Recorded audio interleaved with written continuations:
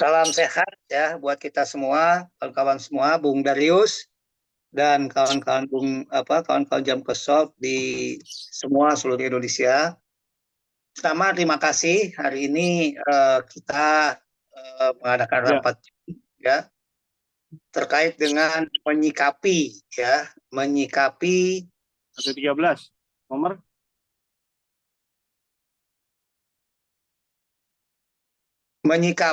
adanya perubahan-perubahan aturan ya terkait dengan kris ya dan lain sebagainya.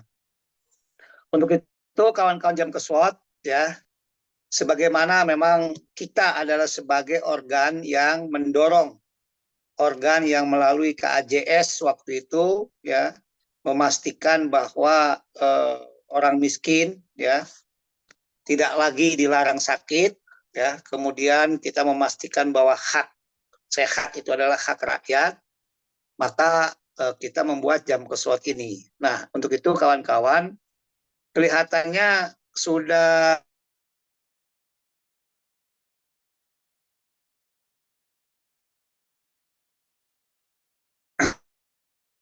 kalau menurut saya ya, makanya menjadi tantangan besar buat kita untuk bagaimana bahwa pendidikan, kesehatan ya itu adalah hak dasar daripada sebagai warga negara.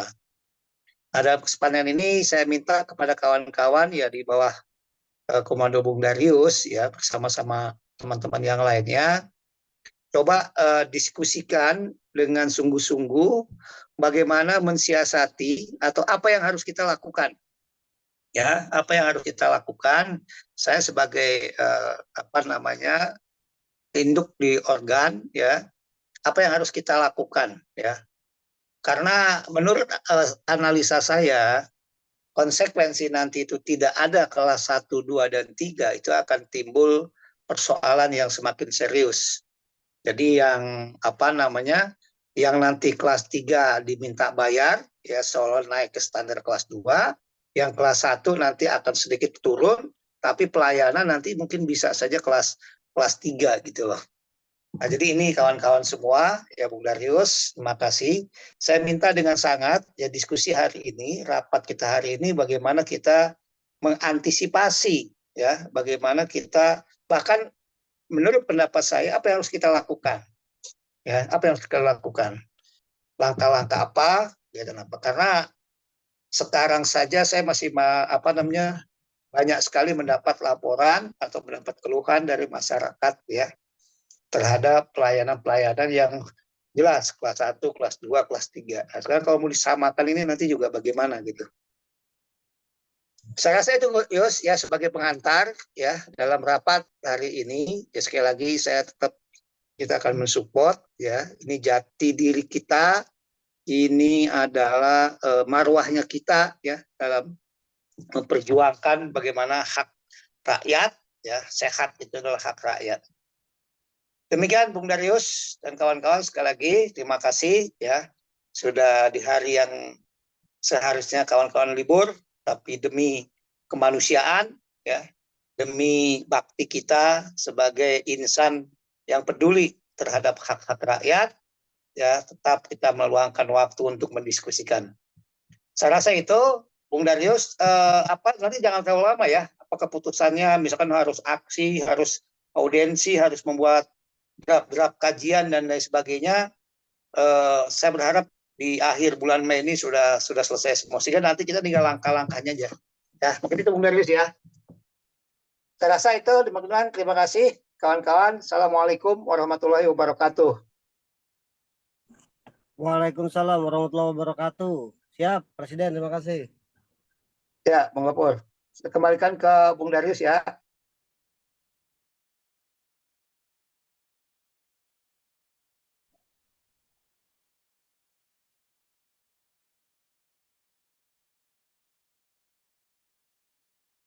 Bung Darius, speakernya, mic-nya belum dibuka.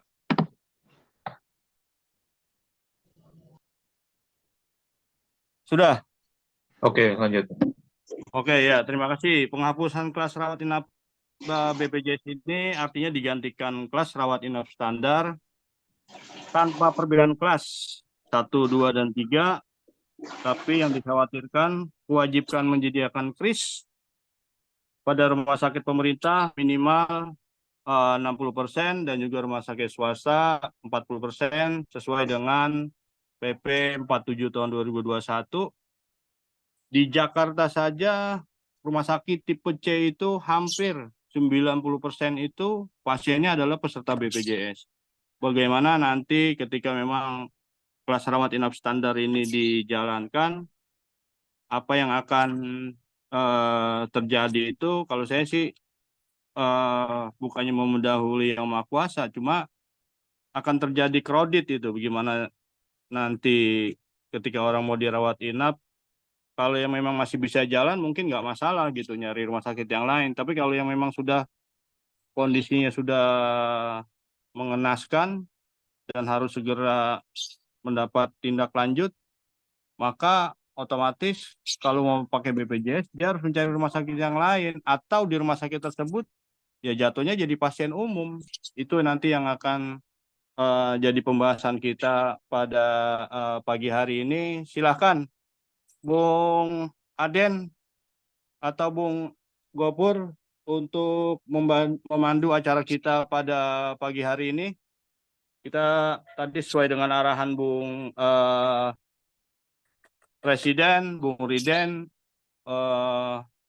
bukannya kita mau cepat-cepat, cuma paling enggak hari ini kita tidak membahas kasus, kita fokus pada kelas rawat inap standar. Yang insya Allah itu tadi Bung Gopur sudah menyatakan tempatnya di kantornya itu di Antara. Kalau memang nanti mau diskusi lebih panjang lagi secara tatap muka, beliau adalah Ketua PUK kantor berita resmi di Indonesia itu Antara. Bung Gopur sudah bersedia menyediakan tempat untuk ya mudah-mudahan ada seminar atau apa nanti yang akan kita prakarsai. Silakan Bung Aden atau Bung Gopur. Baik, terima kasih Pak Dir. Untuk sementara izin Bung Aden dulu yang moderator hari ini ya. Nanti Oke, kalau oke. udah sampai rumah baru kita ngobrol Oke, lagi. siap. Ya. Yuk, silakan Bung Aden. Masih fokus sambil nyetir. Oke, oke, yuk. Bung Gopur, Bung Darius, ada Bung Sekjen sebelum pembukaan dulu. Bung Sekjen Ramidi. Saya Barosat ada di situ masuk. Abah Rosad. Oh ya, silakan.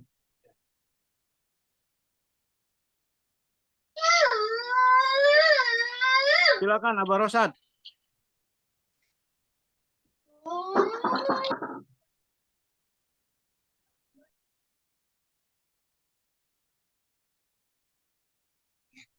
Halo Bung Rosad. Bung Sekjen.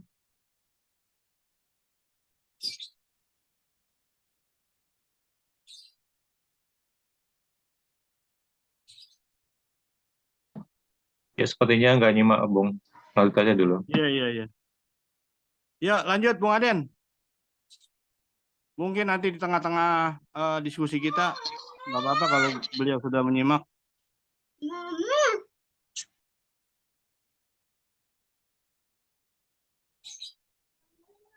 Selamat Terima kasih. bergabung Bung Sani, Bung Raden Heru dari Bandung. Kawan-kawan Bang Ipang, semua. mana Bang Ipang? Bang Ipang. Ada tuh. Ayo, Ya, silakan. Bang Ipang, panduannya Bang Ipang. Saya dulu. Ya, silakan. Lanjut saya sambil ujian ya. Saya sambil ini. Oke, kalau begitu. Ya, Ya, lanjut, selamat Bang Ipang. pagi, salam sehat, salam sejahtera. Semoga dengan hari Minggu ini penuh berkah. Ya, terima kasih pada Bung Presiden dan Kapitan Hadis, Bung Rosad, juga kepada BPN, Eksekutif, Bung Darius, dan kawan-kawan relawan di seluruh Indonesia. Ya, saya rasa cukup menarik ya, ketika setiap regulasi di jaminan sosial, terutama JKN itu lahirnya di detik-detik terakhir lengser ke prabonnya pemerintahan.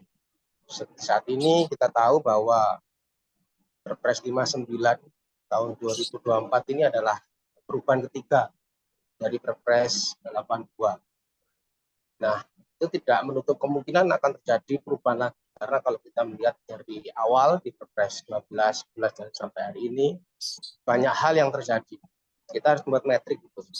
Sudah kami siapkan dari Direktur Hukum dan Advokasi yang masuk ke substansi kawan-kawan Jamsword dan juga para aktivis kesehatan dimanapun berada.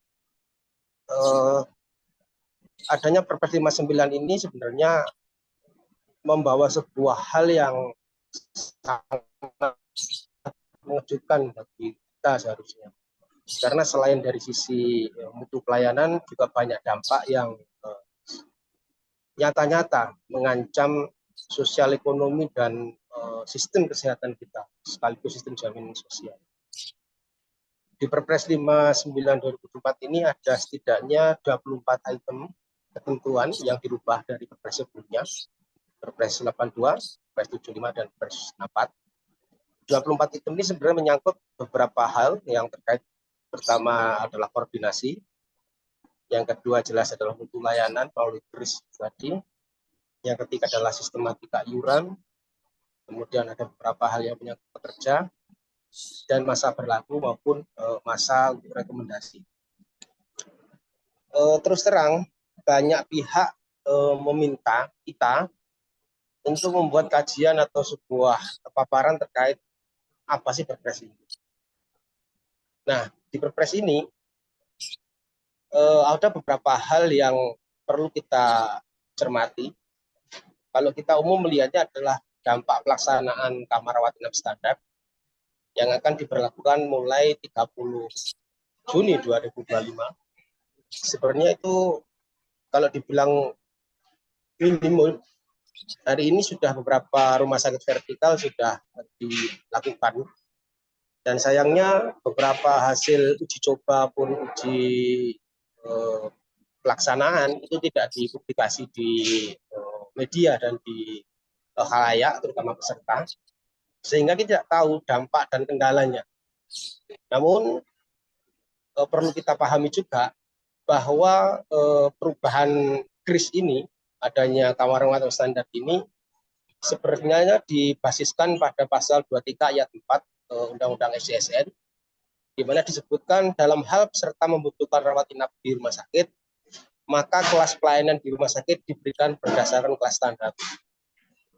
Yang harus kita cermati, pasal 23 ayat 4 ini dalam poin 4, itu ada poin 1, 2, 3. Kalau kita melihat rangkuman secara luas, poin 1, 2, 3 ini plus poin 4 ini adalah membahas fasilitas kesehatan yang tidak bekerja sama dengan BPJS, sehingga peserta diberikan kelas standar. Intinya seperti itu. Tetapi ada pihak-pihak yang memanfaatkan idiom terminologi kelas standar ini seolah-olah digeneralisir atau disamaratakan dengan menggaris bawahi bahwa ini adalah konsep penyamaan standar pelayanan. Sebenarnya kalau kita paham, rawat inap standar itu kelas rawat inap standar itu bukannya kelas, tapi kamarnya. Jadi ada 24 item, termasuk beberapa hal terkait penerangan, terkait persediaan inlet oksigen, pencahayaan, sirkulasi angin, dan sebagainya.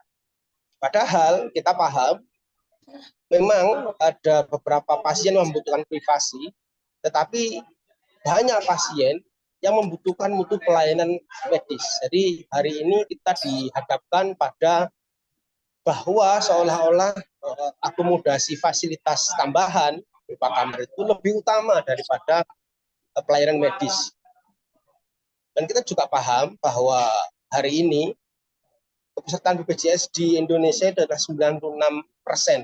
Artinya sudah menjadi mayoritas peserta itu menggunakan BPJS Kesehatan dan memanfaatkan BPJS Kesehatan. Tapi dengan adanya kris ini, hambatan terbesarnya adalah adanya pembatasan ruang. Tadi disebutkan Bung Darius, bahwa di RSUD di fasilitas pemerintah itu adalah 60% minimal, di rumah sakit swasta adalah 40%. Kalau kita sebagai relawan pasti paham kan bahwa jangankan 60%, sekarang yang dibuka full seluruh bed ini untuk BPJS saja kita masih menemukan banyak pasien yang tidak mendapatkan pelayanan, tidak mendapatkan kamar, ataupun tidak sesuai standar yang hak mereka dapatkan. Nah, ngancamna nepikeun kaki itu SSN sendiri adalah omnibus law sesungguhnya. Saya melihatnya SSN adalah omnibus law yang terkoneksi dengan semua sektor, dengan beberapa undang-undang, dan juga beberapa lembaga dan instansi terkait. Nah, adanya penafsiran pada kelas rawat inap yang seharusnya standar ini jelas akan membingungkan peserta. Terlepas dari bagaimana mereka mendapatkan pelayanan, dengan adanya pembatasan ini mereka akan dirugikan. Terutama kita sebagai pekerja yang mendapatkan privilege atau hak istimewa di mana gaji 4 juta lebih itu mendapatkan kelas 1. Kalau terjadi penyamaan pelayanan kamar itu karena persamaan quality of service, pelayanan sama, maka yang terjadi adalah prajurit sama jenderal itu disamakan. Mereka yang mengiur besar atau kecil juga disamakan. Hal itu sebenarnya tidak sesuai dengan konsep gotong royong, ada filosofi yang bergeser seperti itu. Yang selanjutnya adalah perlu kita pahami dalam Perpres ini masuknya upah minimum sektoral serta ditentukannya upah di bawah upah minimum, di mana upah itu akan menjadi batasan iuran terendah yang akan dikaji oleh Kemenku, Kemenaker, dan Kemenkes, DJSN, dan BPJS Kesehatan. Ini kayaknya juga akan menjadi hal yang sangat kontroversial. Selain kita kehilangan hak istimewa, kita juga akan memiliki konsep upah lagi. Nah, seperti itu. Nah, yang selanjutnya dalam Perpres 59 itu adanya penapisan atau screening kesehatan. Kita melakukan mitigasi risiko terkait penapisan kesehatan di mana ada semacam keterpaksaan ketika mereka tidak melakukan screening, maka mereka tidak dilayani. Padahal di Perpres 59 ini ada 14 jenis risiko penyakit yang akan dilakukan penapisan dan kesehatan, baik itu hipertensi, jantung, dan hal-hal lain, penyakit lain. Khawatir kita tidak bisa mengantisipasi adalah apabila ada pasien atau peserta yang tidak menjalankan arahan medis, sehingga ketika mereka meminta atau membutuhkan layanan kesehatan karena tidak sesuai, tidak mengikuti layanan medis yang dianjurkan atau screening kesehatan yang diberikan, mereka tidak mendapat pelayanan atau dikenakan selisih atas pelayanan maupun iur biaya, misalnya seperti itu. Nah, di dalam Perpres 59 ini juga terdapat mobilisasi data medis yang dimana BPJS Kesehatan itu diwajibkan untuk membuka data dan mengkoordinasikannya dengan instansi terkait. Kemarin kita sempat diskusi dengan teman-teman DPRD terkait bagaimana perlindungan data pribadi. Kayak ini juga akan menjadi konflik berkelanjutan karena rekam medis seseorang itu ada yang berbentuk privasi secara personal, ada yang berbentuk privasi secara kolektif, artinya seperti itu kalau di area. Nah, perlindungan medis ini juga termasuk menghadapi wabah dan sebagainya, karena kita juga melihat dasar dari terbitnya Perpres 59 2024 ini sudah mencantumkan masuknya Undang-Undang Cipta Kerja, meskipun di situ tidak dimasukkan Undang-Undang Omnibus Law Kesehatan. Yang perlu kita pahami juga bahwa penerapan manfaat, tarif, dan iuran itu paling lambat dikaji pada 1 bulan pasca pelaksanaan atau 30 Juli 2025. Jadi apakah manfaatnya itu ditambah atau dikurangi, tarifnya dinaikkan atau dikurangi, ini tarif navigasi bisnis yang dimaksud, terus iurannya juga naik atau dikurangi terkait pelaksanaan di sini, maka paling lambat 30 Juli 2025. Jadi 1 bulan pasca pelaksanaan. Ini juga harus kita khawatirkan. Karena kalau kita melihat di media, maka akan terjadi penyamaan iuran atau satu iuran tunggal, gitu kan. Yang kemarin ada sebuah isu bahwa itu sekitaran 75.000. Kenaikan ini juga akan memukul bagi pekerja sebenarnya, maksudnya pekerja informal, dan juga peserta mandiri lainnya. Kita tahu hari ini saja kita untuk kelas 3 itu adalah 35.000 dengan subsidi dari pusat dan daerah sekitar 7.500. Maka 35.000 kalau seandainya 5 orang serta itu sudah berapa? Ini kalau saya sebut nyicil kelangsungan hidup. BPJS ini sekarang sudah, JKN sekarang sudah bukan lagi konsep jaminan kalau saya lihat, tapi sudah menjadi asuransi sosial. Nah, di kris ini kita sempat diskusi dengan teman-teman dari Persi, dari ASI, AID, dan juga teman-teman lainnya. Sebenarnya mereka ingin menyuarakan apa yang ingin mereka lakukan terkait bagaimana tidak murah dan tidak mudahnya menjalankan kamar rawat inap standar ini, kelas rawat inap standar. Mereka harus melakukan perubahan bangunan, mereka harus menyesuaikan bangunan, mereka harus memberikan izin, mereka juga harus mungkin pelebaran dari tempat fasilitas kesehatan tersebut, sekaligus mengurangi jumlah ketersediaan kamarnya. Nah, ini jelas tidak butuh waktu yang cukup lama ya, dan juga anggaran yang tidak sedikit. Yang kita garis bawahi sisi negatif kris ini, kita baca saja, tidak perlu undang-undang atau aturan pelaksanaan teknisnya. Kita baca saja bahwa yang terjadi adalah kemungkinan potensi diskriminasi pelayanan makin lebar. Yang pakai BPJS itu semakin terdiskriminasi, yang nggak pakai BPJS patas. Yang kedua adalah diskriminasi sosial. Gap sosial ini akan semakin besar bahwa ketika bahwa orang yang pakai BPJS dianggap dia adalah orang yang kurang mampu atau tidak mendapatkan pelayanan yang kesehatan yang memadai. Nah, yang ketiga adalah bagaimana mungkin mandatori bahwa kewajiban itu BPJS tidak diimbangi jaminan yang ekuivalen. Jadi kalau kita menjaminkan kendaraan kita, otomatis mereka akan menyampaikan, oh ya saya jamin, nggak mungkin bilang, nggak mungkin berkurang maka sesuai manfaatnya. Tapi dengan BPJS ini seolah-olah kita melihat kita lebih dijamin. Tapi kenapa kita harus dipaksa? Kita harus ditekan. Dan kita tidak dijamin apakah kita mendapatkan haknya atau tidak. Nah, banyak di situ. Yang selanjutnya adalah terkait kris ini membuka peluang terjadinya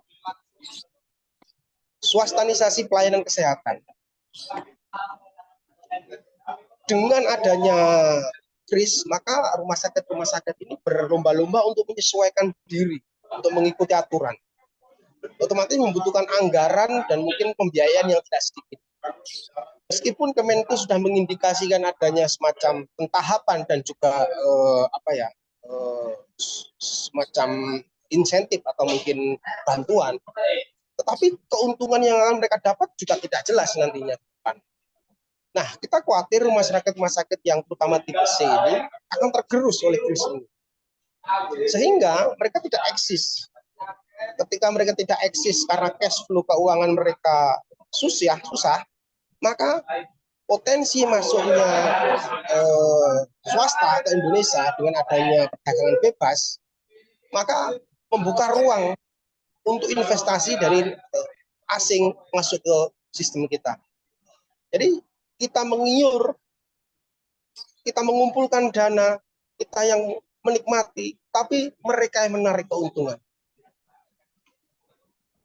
Nah, di kris ini kan karena mementingkan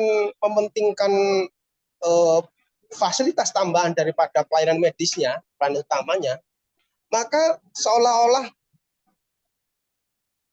pelayanan kamar itu lebih wajib daripada pelayanan medisnya. Dampaknya, semakin banyak pasien yang tidak terurus, tidak mendapatkan haknya, dan mungkin tingkat kegagalan dari pengobatan itu juga semakin besar. Ancamannya jelas, ancamannya adalah terkait masalah sistem kesehatan, generasi emas, risiko-risiko penyakit bawaan dan penyakit wabah lainnya yang tidak bisa kita hindari. Yang lagi, warga negara sekarang seolah menjadi komoditas dari munculnya komersialisasi kesehatan. Kalau sudah menjadi komoditas, BPJS Kesehatan tahu banyak menjadi tukang pala, tukang peras. Bayar nggak? Kalau nggak bayar nggak dapat pelayanan. Tapi kalaupun dapat pelayanan ya terbatas. Jadi konsep gotong royong kita sudah salah, konsep equality kita juga malah salah kaprah. Terus yang terakhir, selain BPJS semakin dijauhi karena keengganan membayar karena fasilitasnya tidak memadai, juga BPJS seolah-olah tidak cukup. Ketika kris ini kamarnya penuh, kita mau kemana? 60% di RSUD ya, kita penuh. Apa kita mau cari RSUD lain? Di rumah sakit swasta 30% penuh, 4% penuh. Apa kita cari rumah sakit dan tidak? Planningnya pasti dia naik kelas atau pindah kelas ke eksekutif atau ke non BPJS, kan begitu. Maka secara tidak langsung warga negara peserta dipaksa untuk mengikuti asuransi komersial. Nah, disinilah letak di mana bahayanya.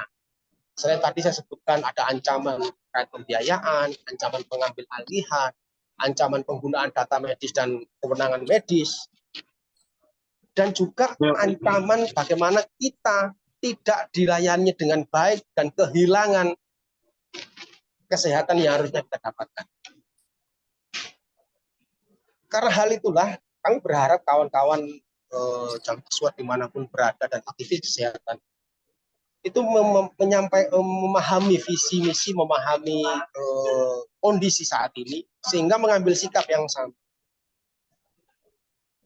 Memang secara regulasi belum ada sebuah hal yang dapat kita lakukan, entah itu dorongan melalui aksi ataupun karena kita sudah mencoba di MK terkait kita kerja ataupun antisipasi seperti apa. Cuman kita berharap begini, dengan munculnya kris dan Perpres 59 ini dan bahaya-bahaya yang ada di dalamnya, maka kita sama-sama bersuara. Suara kita harus kita perbesar, kita harus kita perluas, sehingga mereka mendengar. Bagaimana mungkin upah itu dibatasi 12 juta untuk dipotong iuran? Bagaimana dengan para manajer? Bagaimana dengan para dewan yang gajinya itu lebih besar? 12 juta, kalau 1% di PPU itu cuma 120.000. Itu gaji, itu hanya jajan anaknya. Padahal gaji mereka 30 juta. Kenapa mereka tidak menyumbang lebih banyak daripada kita? Kenapa kita yang gajinya pas-pasan atau tidak punya upah dipaksa mengiur dengan nominal yang disebutkan? 42.000 atau 35.000 di Jakarta dengan gaji UMK 5 juta. Itu mungkin nggak 1%. Tapi kalau kita melihat Jawa Tengah, NTB, Papua, luar daerah, 35.000 itu adalah lebih dari sekian persen dari gajinya yang dia dapatkan. Masa sih dia mengiur untuk mempertahankan kelangsungan hidupnya? Itu yang perlu kita tegaskan. Nah, begitu juga dengan apa yang disebut jaminan. Kita harus memahami bahwa jaminan itu adalah bentuk pelayanan negara. Sebenarnya kalau kita mau, kita paksa, maka konsesinya adalah upah itu menjadi basis terendah. Di bawah upah, dia miskin. Hari ini tidak. kategori pekerja tidak jelas, kategori miskin tidak jelas, kategori jaminan juga tidak jelas. Sehingga kita semakin mengabur, makna-makna tujuan-tujuan jaminan sosial semakin mengabur. Makanya itu saya menggarisbawahi bahwa adanya perubahan dan perkembangan jaminan sosial hari ini, kami mencurigai adanya 5P, pergeseran, pengaburan, penyimpangan, penyusupan, dan pelemahan. Yang pertama adalah pergeseran nilai-nilai kepribadian luhur dan falsafah bangsa, gotong royong, equality, kebersamaan, keadilan sosial, dan sebagainya. Yang kedua adalah pengaburan dari filosofi dan terminologi. Bentuknya jaminan seperti apa, mandatori yang berbanding dengan fasilitas, hak dasar asasi warga negara, bagaimana kebutuhan layak, dan istilah kemiskinan ataupun pekerjaan. Yang ketiga adalah terjadi penyimpangan terhadap dasar, tujuan, dan pelaksanaan. Dimana disebutkan di pembukaan undang-undang bahwa memajukan kesejahteraan umum dan mencerdaskan kehidupan bangsa itu adalah menjadi tujuan kemerdekaan. Apakah pemerintah mengingkari tujuan kemerdekaan atau ingin mengeruk kepentingan dari tujuan kemerdekaan itu, kita tidak tahu. Tetapi SJSN kita harus melihatnya sebagai investasi bangsa untuk melahirkan generasi emas, mempertahankan derajat hidup yang layak, mencegah risiko sosial ekonomi, dan memberikan manfaat yang sebesar-besarnya bagi peserta. Yang keempat adalah penyusupan kepentingan dan agenda besar tersembunyi, seperti penarikan pajak untuk membayar hutang negara, munculnya asuransi komersial yang akan membahayakan kita, ada national treaty atau mungkin ancaman nasional dengan dibukanya ruang medis dan investasi yang ugal-ugalan, terus kemudian perdagangan bebas yang jelas akan mematikan rumah sakit dan industri-industri kesehatan di nasional, serta bencana kesehatan global yang mana Undang-Undang Omnibus Law memandatkan semua warga negara wajib mendapatkan vaksinasi dan tidak boleh menolak apabila diambil darah atau kegiatan medis yang ditujukan untuk pandemi global.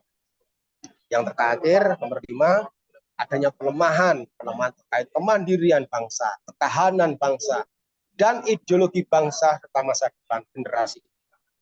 Saya harap apa yang saya sampaikan ini dipahami dan disuarakan bersama, selain tadi aspek iuran, aspek pelayanan, aspek sosiologi, dan mungkin juga terminologi dan yang terakhir adalah regulasi.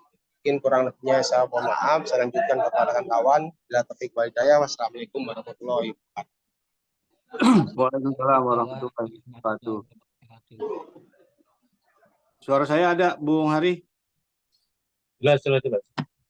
Ya, kawan-kawan semua, memang jejak langkah para pejuang BPJS untuk mensahkan Undang-Undang 40 2004, 24 tahun 2011 itu masih ada dari Bandung ke Jakarta, yang pada akhirnya pada tanggal kalau nggak salah 28 Oktober tahun 2011 terakhir aksi di DPR. Makanya kita harus menyuarakan terkait dengan BPJS ini yang mau diobrak-abrik sepertinya oleh baik itu pemerintah dan juga pihak-pihak yang lain. Di sini juga sudah hadir banyak kawan-kawan DPN, Jole, Bung Rismanto, Bung Aden, Bung Heri Kombi, Raden Heru, dan teman-teman yang lain, dan juga Cak Udin. Hadir juga Bung Nopi dari Pasuruan. Silahkan untuk memberikan pandangan terhadap kelas rawat inap standar serta Perpres 59 tahun 2024. Mau siapa dulu? Silahkan. Apa Bung Heri Kombi dulu? Boleh izin Bung Darius dan teman-teman. Yo. Apakah suara saya jelas di sana, teman-teman? Jelas. Baik, terima kasih Bung Darius selaku Direktur DVNJM KSPI dan juga yang kami hormati teman-teman pengurus, ada Bung Presiden FSPMI, Bung Riden Hatam Aziz, dan juga ada Bung Sabila Rosta ya, Sekjen FSPMI, dan seluruh teman-teman relawan Jemkeswat dimanapun berada. Mungkin bisa izin saya menampilkan share screen, Bang Darius, Silakan. biar kita lebih enak diskusinya. Bung Suheri bisa dibantu?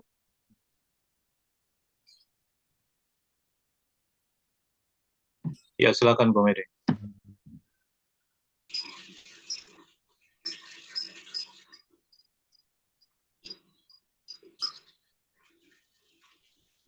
Apakah sudah bisa kelihatan sama teman-teman share screen-nya?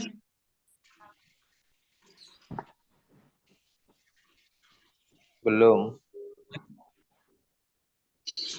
Bagaimana? Apa sudah kelihatan? Ya, udah. Baik, izin ya teman-teman, mungkin saya sedikit akan mengupas tentang kekhawatiran masyarakat terkait kelas rawat inap standar atau KRIS ya, di mana beberapa hari yang lalu, tepatnya tanggal 8 Mei 2024, Presiden Joko Widodo ternyata sudah menandatangani revisi Perpres nomor 82 tahun 2018 ya, yang akhirnya menjadi trending berita juga, dan ini juga saya amati di sini di mana ada kekhawatiran-kekhawatiran masyarakat maupun rumah sakit terkait dengan adanya kelas rawat inap standar ini. Saya yang pertama berfokus terkait dengan statement yang disampaikan oleh Sekretaris Jenderal Asosiasi Rumah Sakit Swasta Indonesia (ARSI), di mana Dr. Nor Arida Sopina mengaku bahwa proses standarisasi KRIS masih berat ya bagi sejumlah rumah sakit swasta karena pengadaan sarana dan prasarana yang masih berjalan. Beliau menyampaikan mungkin rumah sakit banyak yang nanti berkurang jumlah tempat tidurnya, kecuali rumah sakit yang mempunyai modal yang cukup besar. Nanti akan nyambung dengan apa yang disampaikan oleh saudara kita dari Mojokerto, Bung Ipang tadi ya, berkaitan dengan hal ini.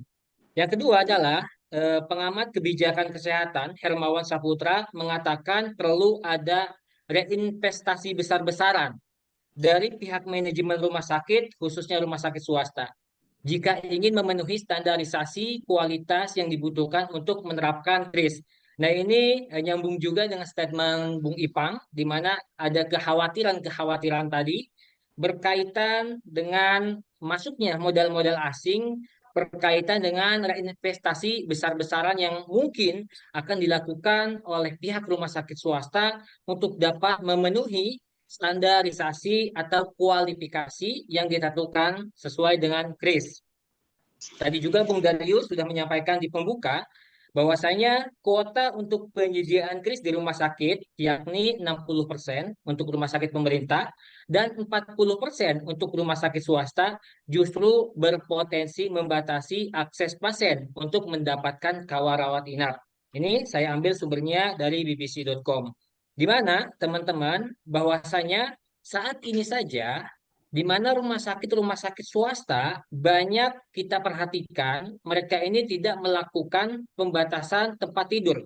Yang artinya ketika rumah sakit swasta saat ini memiliki 117 tempat tidur, mereka akan menjadikan semua tempat tidur itu sebagai tempat tidur yang dapat dipergunakan oleh peserta JKN BPJS Kesehatan.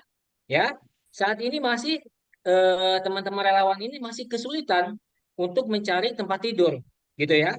Padahal rumah sakit sudah berupaya semuanya menerima pasien BPJS Kesehatan.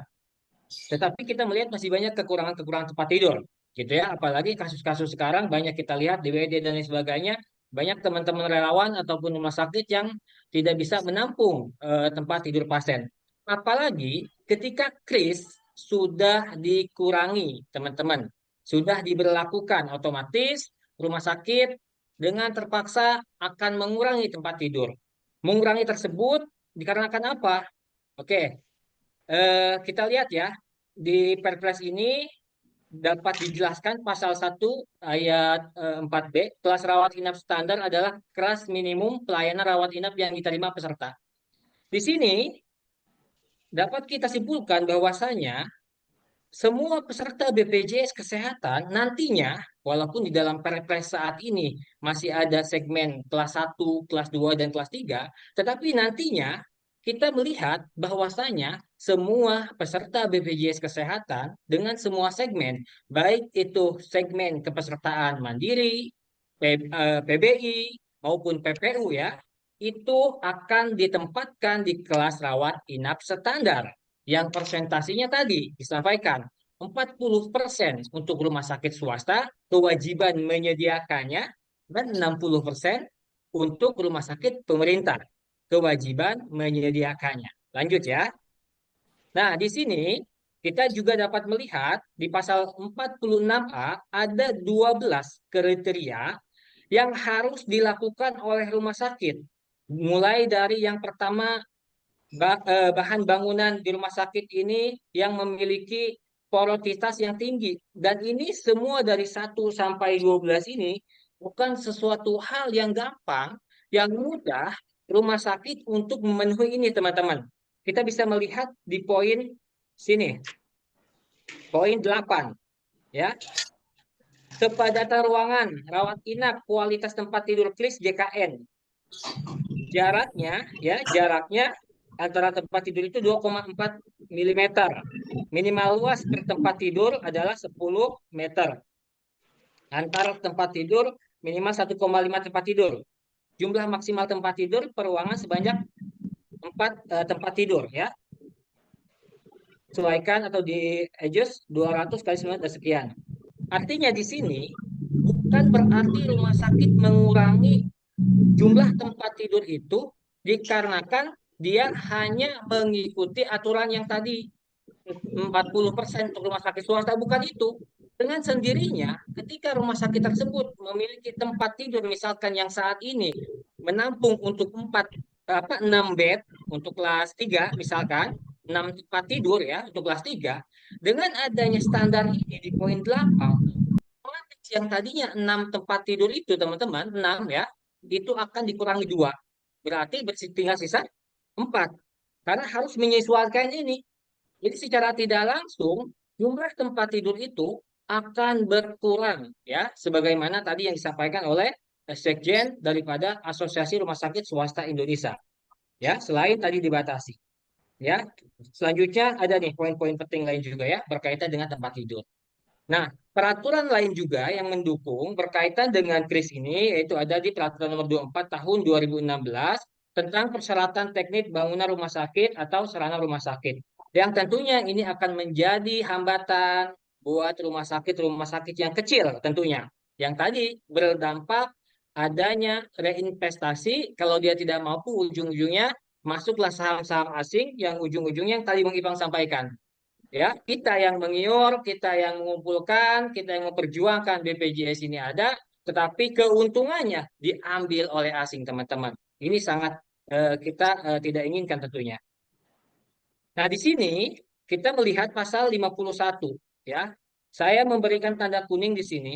Masyarakat yang tidak mampu berpotensi kesulitan mendapatkan ruang rawat inap.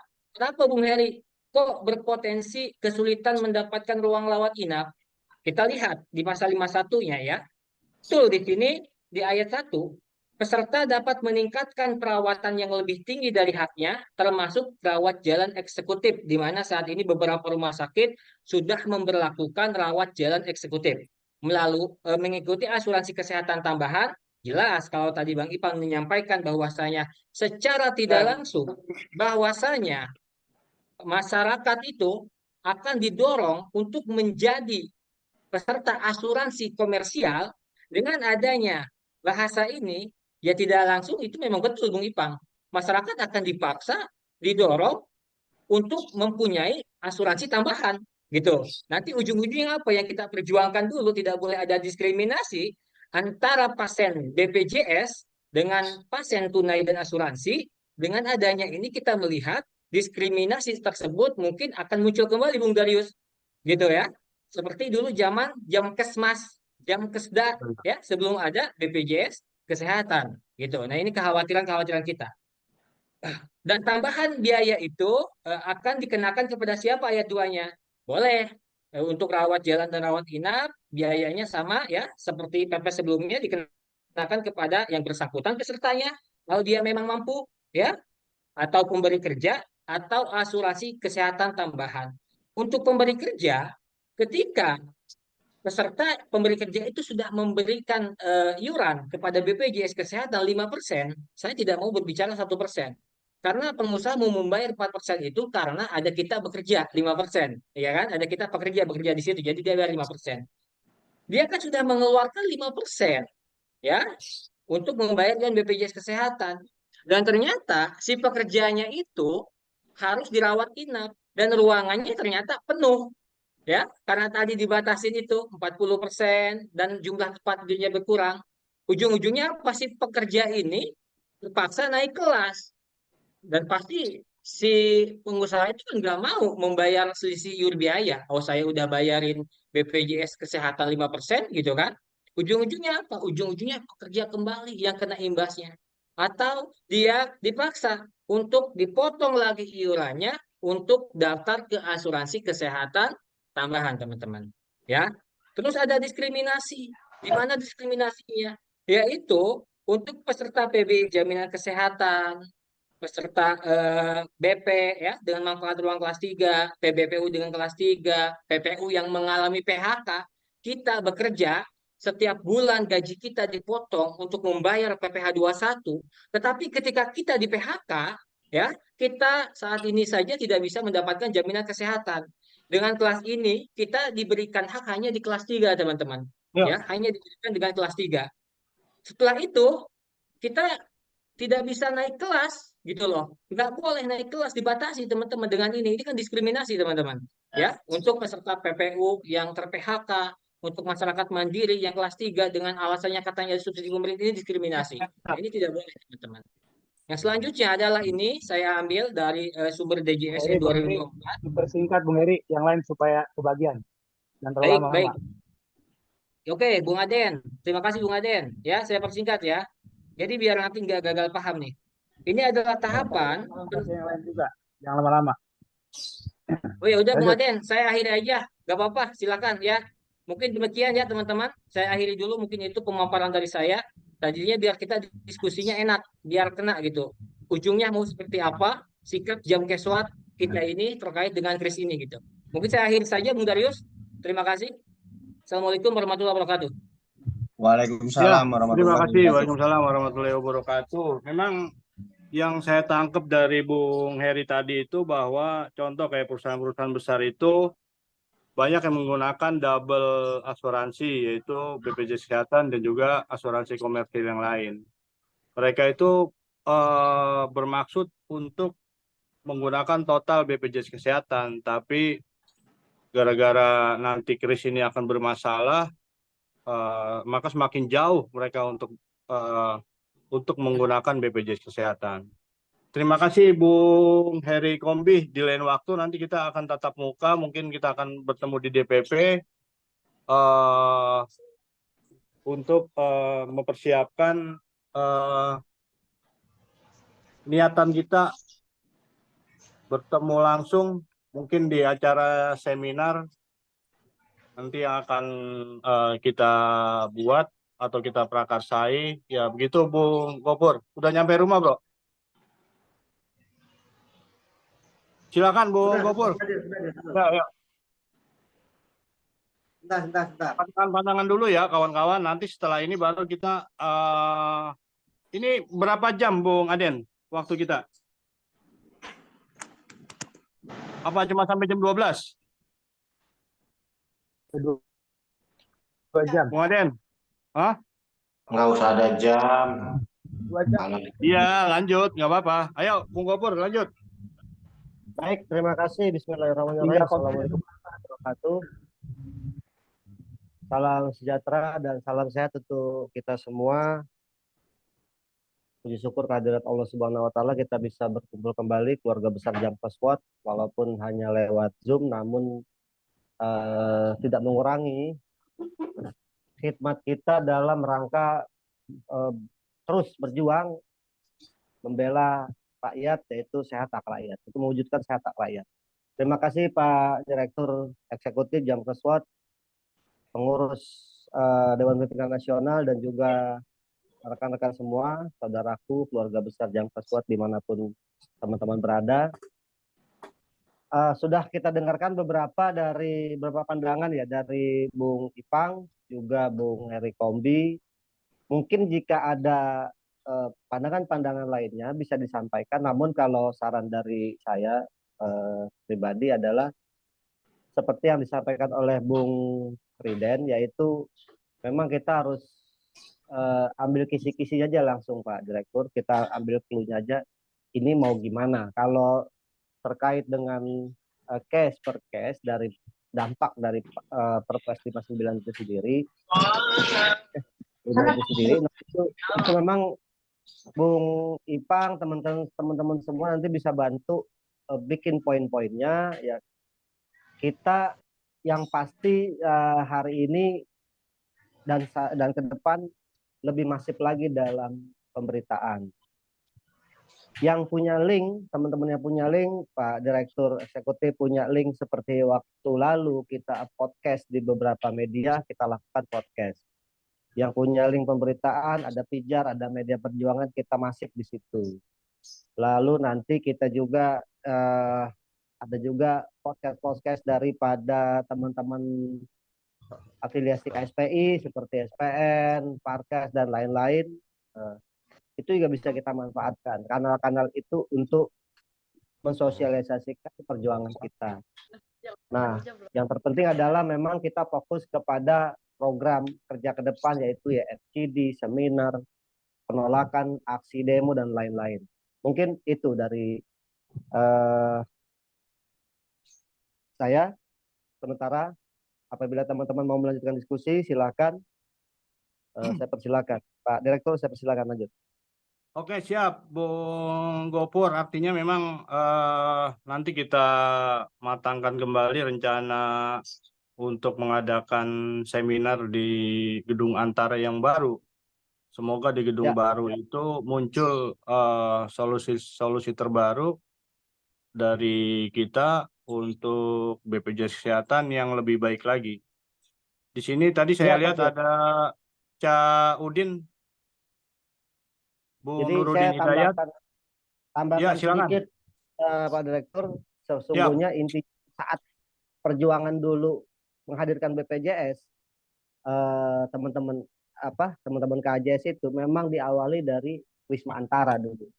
Kita lakukan seminar-seminar, pemberitaan kita kawal dari Antara. Makanya sampai sekarang BPJS tahu sendiri itu media yang perjuangkan BPJS itu memang Antara sama KSPI, teman-teman KSPI, dan ya bareng-bareng sama teman-teman KJS lah.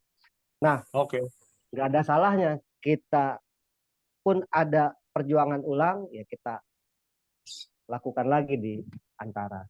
Terus ada satu tambahan tadi, beberapa poin yang dibahas oleh teman-teman. Sebenarnya ada resiko satu yang jadi pikiran buat saya, itu dengan tarif yang nantinya mungkin agak mahal ya, itu berpotensi para kepala daerah bisa menghapus UHC-nya tuh karena nggak kuat untuk bayar. Itu aja satu. Terima kasih. Iya, bisa jadi. Oke, Jen, siap. Ada pandangan dari teman-teman yang lain? Bung Nurudin Hidayat, sebelum kita nanti memutuskan, Jole. Bung Jole. Cukup, silakan. Yang lain. Saya nunggu yang lain, cukup. Saya nunggu yang lain. Oh, siap. Menunggu yang lain kayak nunggu. Tadi ada Bung Nurudin Hidayat, mana ya? Raden Heru, silakan. Bung Heru. Ya, Pak Dirut. Terima kasih. Ya, silakan. Yuk. Assalamualaikum warahmatullahi wabarakatuh. Waalaikumsalam. Yang hormat Presiden SPMI beserta Sekjen, juga pimpinan pusat Jamkes SWOT Nasional. Apa yang tadi dipaparkan mungkin cukup jelas buat kita ya. Cuma memang permasalahan kita hari ini,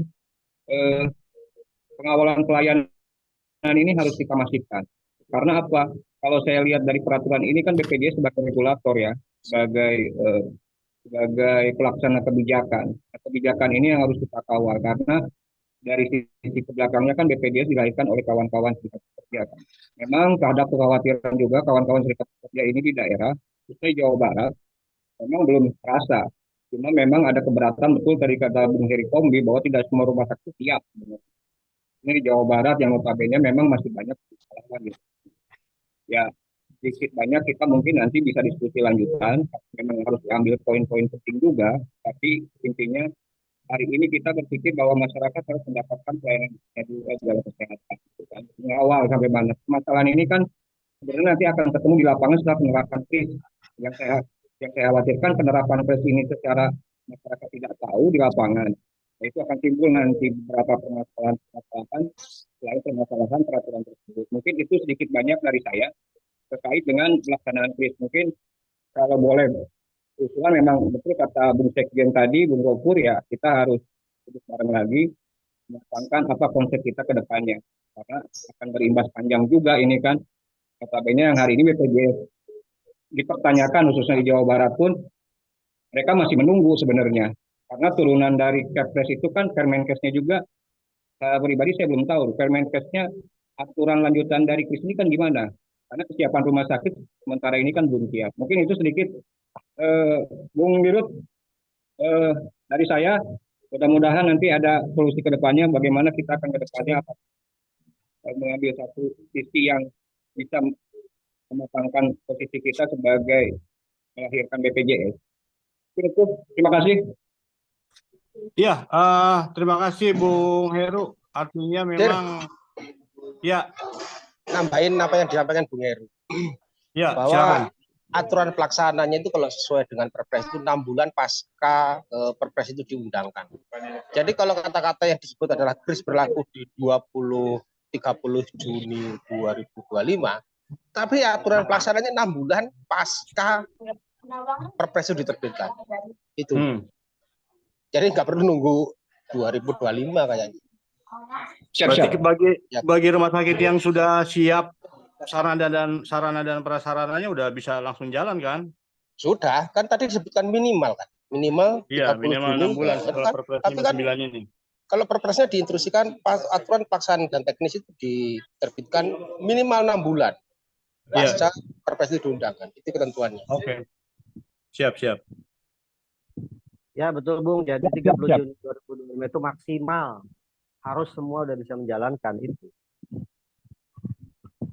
Ya, oke. Terima kasih Bung Ipang. Memang permasalahannya adalah mandatory spending peserta KIS APBN yang banyak dinonaktifkan. Bahkan memang anggaran APBN-nya katanya dihilangkan oleh pemerintah untuk peserta PB-APBN. Belum lama juga ada keputusan Menteri Kesehatan 504 tahun 2024 terkait pengolahan darah itu sesuai dengan tarif inasi bijisnya itu sesuai dengan Perpres ya kalau nggak salah itu nomor 3 tahun 2023 sebesar 360.000 itu keputusan Menteri Kesehatan sekarang itu 490.000. Jadi ada selisih sebesar 130.000 untuk pengolahan darah. Jadi memang PR kita itu banyak dan rencananya setelah ini saya akan melapor ke Bung Iqbal selaku pimpinan kita tertinggi rencana-rencana DPN ke depan itu diantaranya salah satunya adalah kita akan kembali napak tilas tuh Bung Gopur ya. Kita napak tilas lagi dimulai dari Gedung Antara, mudah-mudahan acara tersebut bisa terlaksana sampai mungkin kita akan melakukan aksi kelas rawat inap standar ini biang keroknya adalah DJSN. Mereka yang banyak mengeluarkan ide-ide supaya kelas rawat inap standar ini cepat dilaksanakan. Jadi kemungkinan audiensi atau aksi di DJSN dan juga Kementerian Kesehatan. Mungkin ada pandangan dari Bung Aden selaku Direktur Relawan dan Advokasi. Silakan Bung Aden. Bung Darius, lanjut aja, saya lagi bikin online nih Bung Darius. Oh ya udah, oke siap. Bung Nurudin tadi ada atau Bung Nopi dari Pasuruan?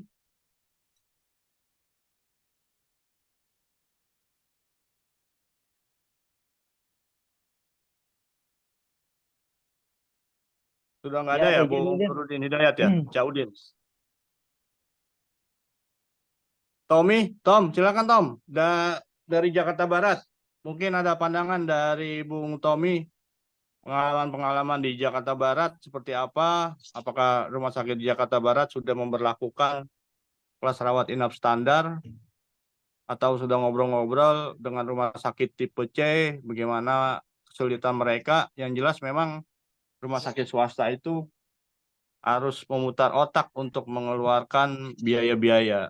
Yang sebelumnya memang mereka mendapat banyak kompensasi dari Kementerian Kesehatan akibat COVID kemarin dari tahun 2020 sampai tahun 2022. Itu kalau saya lihat di Jakarta itu banyak rumah sakit tipe C yang membangun sarana baik itu rawat jalan maupun rawat inap. Silakan ada lagi. Sani dari Cilengsi, Bung Sani.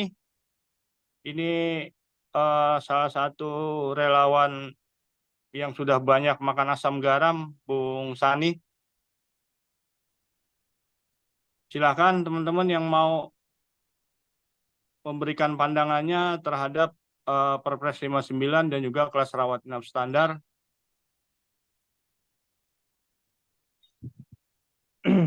Ya, Dir, izin Dir.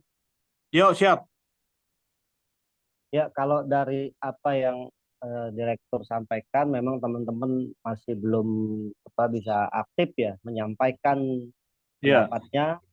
Mungkin saja, mungkin menurut saya sudah cukup lengkap yang disampaikan oleh teman-teman sebelumnya seperti Bung Ipang, Heri Kombi, dan lain-lain. Tapi tidak tertutup kemungkinan kalau Bung Jole juga menyampaikan, silakan Bung. Bung Jole kayak nunggu yang lain dulu kan gitu. Yang lain nggak ada, silakan Bung Jole. Dia Tapi biasanya yang penutup intinya itu, Jen. memang kalau memang dari awal saya cukup hanya lebih intens ke bicara akses sistem saja. Kalau bicara akses Oke, memang siap. saya sepakat dengan apa yang disampaikan teman-teman sebelumnya. ya Silakan, Le. Silakan Bung Jole. Nanti saya sambung lagi. Silakan Bung Jole. Kayaknya dalam konteks ini tidak ada keterlibatan kalau saya bicara konteks sistem by akses ke BPJS Kesehatan, karena ini kita fokus ke kris saja. Kita bisa bicara di belakang layar aja perihal dengan sistem yang selama ini masih sembraut ya. Mobil KN, Pandawa, atau hal-hal yang lain. Itu aja sih sebenarnya. Ya minimal kawan-kawan bisa paham, Jole. Nggak masalah, kita tambah-tambah lagi aja, mumpung lagi pada kumpul. Oke. Kalau memang dipaksa ya nggak apa-apa saya sampaikan. Iya, Assalamualaikum warahmatullahi wabarakatuh. Waalaikumsalam warahmatullahi wabarakatuh. Izin saya sampaikan kawan-kawan dari luar daerah ya. Jadi saya sedikit hanya berbicara perihal bagaimana sistem PPJKN yang saat ini sudah kembali lagi diversi. Kemarin saya di DPP masih di 4.7.0. Sekarang sudah beralih ke 4.7. Suaranya nggak jelas, Le. Oh, oke. Nah, udah kencang tuh, ayo. Nah, perihal dengan mobil JKN ini, bahkan sampai sekarang murni masih ada diskriminasi dari sisi akses layanan. Kemarin terakhir, saya coba akses kawan-kawan di TNI dan Polri. Ternyata mereka tidak bisa mengakses untuk melakukan perpindahan paskes. Jadi tetap mau nggak mau sistem aplikator menyarankan untuk lapor ke kesatuannya. Ini adalah bagian dari diskriminasi. Bukan hanya TNI Polri. Ternyata dengan segmen PBI, APBD, dan APBN sangat miris. Mereka tidak bisa melakukan perpindahan paskes. Ada sisi diskriminasi. Bahkan negara sampai hari ini seolah besar memaksa orang miskin dan tidak mampu dipaksa untuk PBI, APBD, dan APBN. Jangankan untuk main digitalisasi mereka. Untuk makan besok aja mereka masih pikir. Ini yang kadang-kadang saya miris. Jadi suaramu kurang kedengaran. Oke. Jelas. Halo. Iya, Bung Jole jangan jauh-jauh dari mic ngomongnya. Oke. Nah, sampai hari ini mobil JKN dengan naik versinya, bahkan ketika HP Android yang digunakan tidak mumpuni, mereka tidak bisa mengakses. Ini lagi-lagi ya, lagi-lagi. Dengan versinya yang sampai sini sampai naik mau nggak mau, peserta ini harus bisa kamuflase. Harus bisa kamuflase dengan sistem. Nah, bagaimana kita bicara dengan orang miskin dan tidak mampu? Yang dengan segmentasinya PBI, APBD, dan APBN. Ini sangat luar biasa. BPJS bahkan sekarang ya bisa dibilang udah terkesan bisnis to bisnis kayaknya. Jangan-jangan memang mobil JKN ini bukan punya BPJS. Ini yang kita khawatirkan. Nah, terus lagi layanan Kanal Pandawa. Kanal Pandawa hari ini sudah dipusatkan di center dengan dilakukan one number. Kemarin masih one number, tapi mudah-mudahan sudah ada perubahan ya. One number kita cukup sekali akses, ketika sudah mengakses tidak lagi bisa melakukan akses Pandawa. Nah, Pandawa yang terkadang ada jam tayang dibatasi. Contoh kemarin, Hari Raya Idul Fitri, Hari Raya menjelang Hari Raya di bulan Ramadan. Pandawa itu cukup bisa diakses sana sampai jam 3 tanpa ada konfirmasi. Jadi saya berharap ke kawan-kawan DPN di sini ada direk, ada pimpinan. Ya tolong sampaikan apa yang jadi masalah kita di bawah. Karena yang kena dampak adalah kita di bawah. Kita pengen bantu orang tidak mampu, layanan dibatasi. Apalagi dengan ada sekarang. Masalah kris yang rame-rame, seolah kita dipersempit ruang geraknya. Nah, ini jadi pertanyaan buat kami, ya, buat kita. Nah, jadi saya berharap ke kawan-kawan memang mau nggak mau kita harus, ya mau nggak mau kita harus trial. Bicara lagi sisi Permensos. Nah, ini luar biasa nih Permensos. Saya kira nih Kementerian Sosial ini terkesan ugal-ugalan. Ya, peserta PBI yang dinonaktifkan kemarin itu sampai 9,1 juta jiwa. Aktualnya lebih loh. Bayangin. Orang miskin dan tidak mampu tanpa konfirmasi ketika mau berobat, ujung-ujung BPJS nggak aktif. Mereka nggak tahu, mereka nggak paham adanya penonaktifan. Dan yang lebih lucunya lagi sekarang di BPJS, ada sistem dan bahkan ada program yang namanya rekonsiliasi. N+1. Kemarin yang bisa melakukan rekonsiliasi itu hanya untuk ex-PPU. Ex-PPU non-aktif walaupun aktif di akhir bulan. Nah, sampai sekarang rekonsiliasi bisa dilakukan oleh segmentasi ex-PBI yang non-aktif atau dengan data ganda. Nah, ini kan lagi-lagi. Orang BPJS segmen PPI ketika tidak aktif, bisa diaktifkan dengan melakukan rekonsiliasi, sehari bisa aktif, dengan segala konsekuensinya adalah terhitung saat dia cap-op. Kan lucu. PBI yang orang notabene miskin dan tidak mampu. Bahkan mereka pun nggak tahu cat-opnya kapan, non-aktifnya kapan. Ketika mau diaktifkan, dihitung. Contoh dia udah tidak aktif 2 tahun ataupun 1 tahun. Biaya akumulasi premi dihitung saat dia cat-op. 1 tahun sudah tidak cat-op. Dihitung dengan premi yang dipilih, dengan kelas yang dipilih. Contoh dia pilih kelas 1 ataupun kelas 2. Contoh kelas 2. Dia pilih kelas 2 ada di nominal 100.000. 1 tahun, 12 bulan, dikali 100.000, dikali jumlah dalam 1 kakak. Ini XPPI loh. Notabene orang miskin dan tidak mampu. Bahkan sampai hari ini, kebijakan dan ketentuan itu DPN tidak tahu. Atas dasar dan merujuk kiblatnya kemana. Nah, ini yang kadang-kadang harus jadi catatan kita, ya. Rekonsiliasi N+1 ex-PBI bisa dilakukan.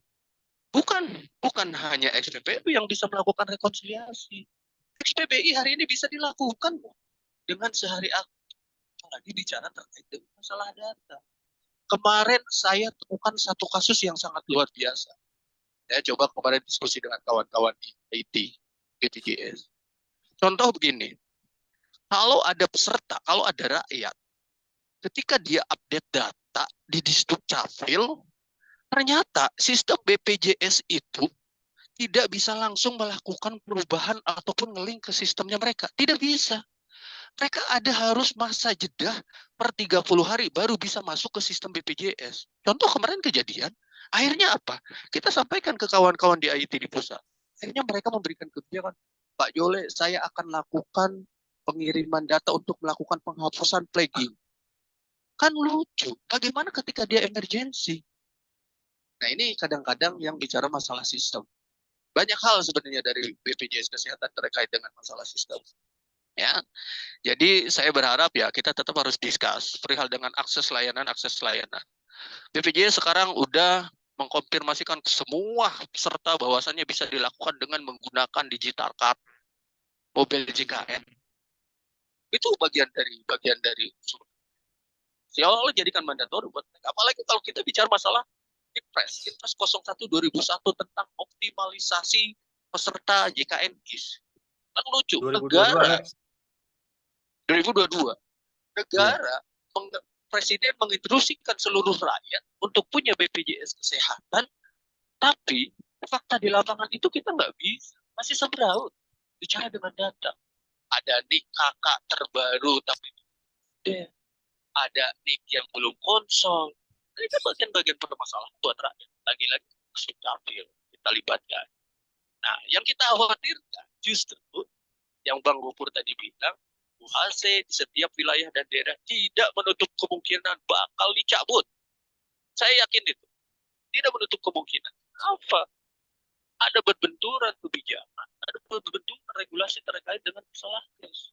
Kris memaksa harus ada jatah kapasitas kamar yang ditentukan, 40-60. Bagaimana dengan rumah sakit yang tidak mampu, yang Bang Heri Kompi tadi jelaskan. Ini harus banyak pertimbangan perihal dengan ini, dan berikut dengan layanan-layanan kesehatan terkait dengan masalah kanal-kanal layanan. Karena saya lebih intens ke akses layanan Pandawa, JKN, apalagi care center yang hari ini, yang dulunya 1.500-400, sekarang menjadi 168 yang jadi care center mereka. Nah ini kan bahaya. Lagi-lagi care center ini buset, lumayan ya dotnya. Kemarin saya juga udah pernah sampaikan ini waktu ketemu Obon dulu tuh saya sampaikan 165 ini bila perlu negara yang bayar biaya-biaya care center. Bagaimana ketika yang aksesnya orang PBI pengen pindah pasti susah, pengen turun kelas susah. Nah ini yang sangat luar biasa. Terus satu lagi ini ya sampai jangan ketinggalan. Kemarin saya udah diskusi juga dengan Bang Ipang. Ada Perpres 82 2018 ada di pasal 16 yang dibilang pasal jebakan Batman yang akan berlaku oleh peserta PBPU Mandiri yang berbayar, bayi baru lahir. Bayi baru lahir di pasal 16 itu diatur. Ketika bayi baru lahir, lebih dari 28 hari, mereka akan kena cas ketika meregistrasikan lebih dari itu. Contoh, bayi lahir 1 Januari tidak didaftarkan lebih dari 1 bulan. Dia didaftarkan Desember. Dari Januari, mereka dihitung. Berarti 12 bulan. 12 bulan dikali nominal kelas yang dipilih. Ini PBPU Mandiri. Ini yang sangat luar biasa ya. Berikut dengan dendanya 5% sesuai dengan Perpres. Nah, yang lebih parahnya lagi, ketika peserta PBU itu bayi baru lahir dari peserta PPU kelas 1. Ini bahaya. Ada diskriminasi di sini. Kenapa saya bilang diskriminasi? Sistem. Ketika anak keempat lahir dari peserta PPU, di sistem itu wording. Tidak bisa memilih kelas. Ini bahaya. Jadi seolah-olah harus tetap kelas 1, tidak boleh rendah dari orang tuanya karena peserta PPU adalah mayoritas kelas 1. Nah, ini bisa jadi catatan buat disampaikan. Apakah memang sistem itu bisa dirubah ataupun tidak? Saya belum bicara masalah Permensos ya, yang PBI yang dinonaktifkan, apalagi dengan DTKS, saya belum bicara ke situ. Mungkin karena waktu terbatas, next hal ini kita bisa catatkan, discuss kembali. Perihal dengan DTKS juga memang bukan dijadikan solusi, tidak bisa dijadikan solusi DTKS ya. Mungkin itu aja dari saya pemaparannya di luar konteks, punten. Mudah-mudahan bisa bermanfaat dan bisa kita ambil hikmahnya semua. Wassalamualaikum warahmatullahi wabarakatuh. Waalaikumsalam warahmatullahi wabarakatuh. Terima kasih Bung Jole yang memang beliau ini konsen dari awal saya ngobrol sama Jole yaitu tentang mobil JKN, Pandawa, dan juga call center yang banyak makan biaya pulsa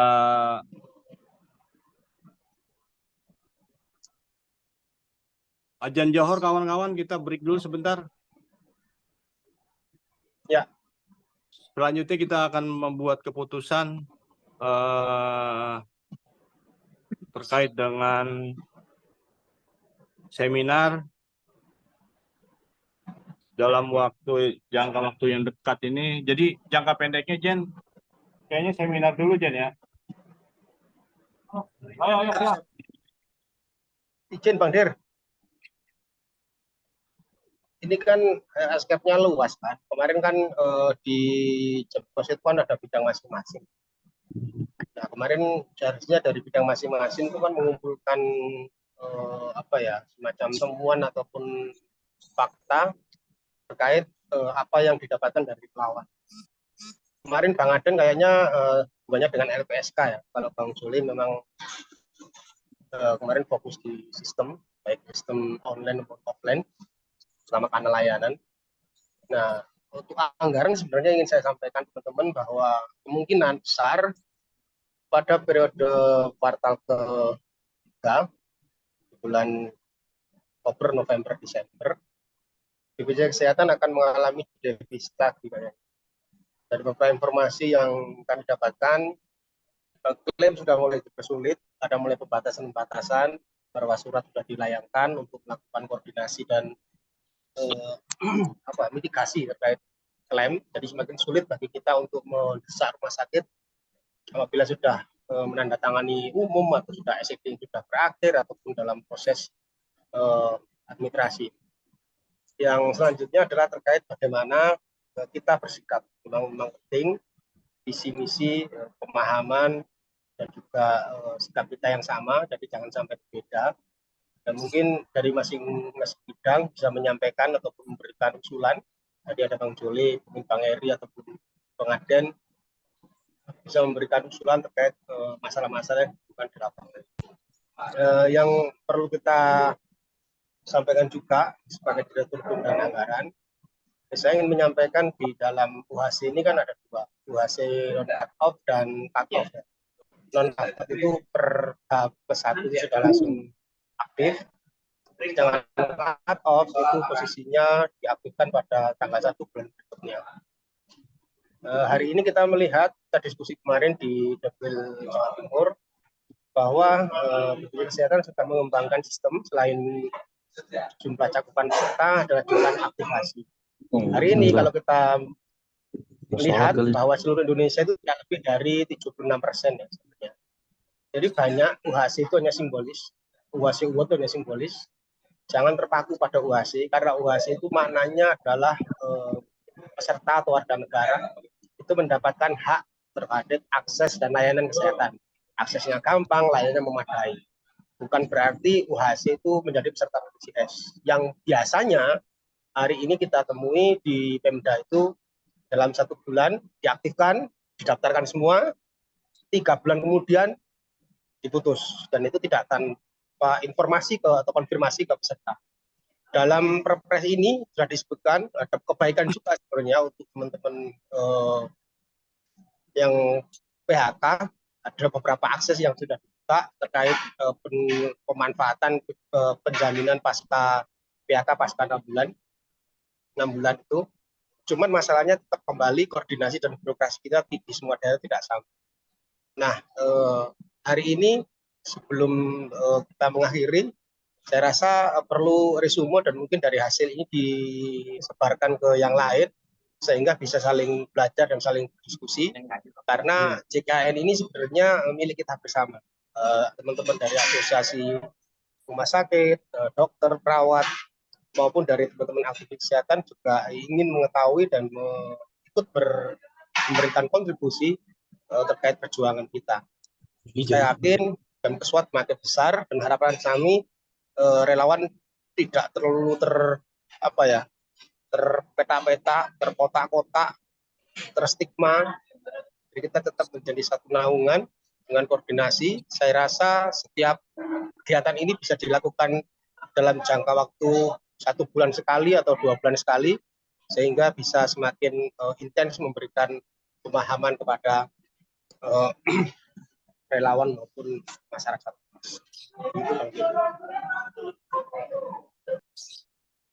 Ya, Bung Ipang, terima kasih. Saya sepakat tuh untuk minimal by Zoom meeting kita 1 bulan sekali bertemu, membahas segala persoalan-persoalan yang ada.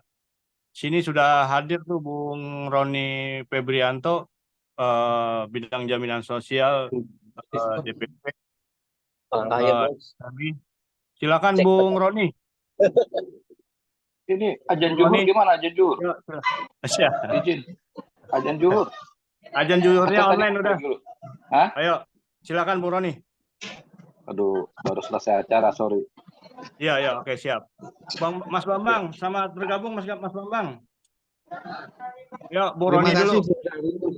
Maaf terlambat ini sambil sosialisasi warga ini di rumah. Oke. Lanjut, Bung Roni dulu ya.